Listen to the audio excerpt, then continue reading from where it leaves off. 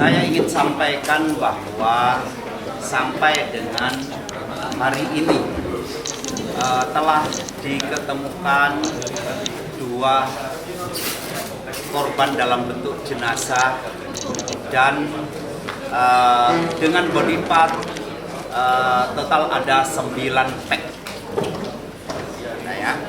Itu hari ini Pak ya? 9 pack itu atau Ya, hari ini pun masih sedang proses evakuasi, tapi juga body part tentunya kemarin yang saya sampaikan bahwa kita telah menemukan body part, baik itu body part pesawat maupun body part dari anggota tubuh.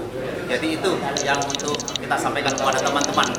Informasi selengkapnya dapat Anda baca di portal berita kami rri.co.id dan jangan lupa untuk mendownload aplikasi RRI Digital di Play Store.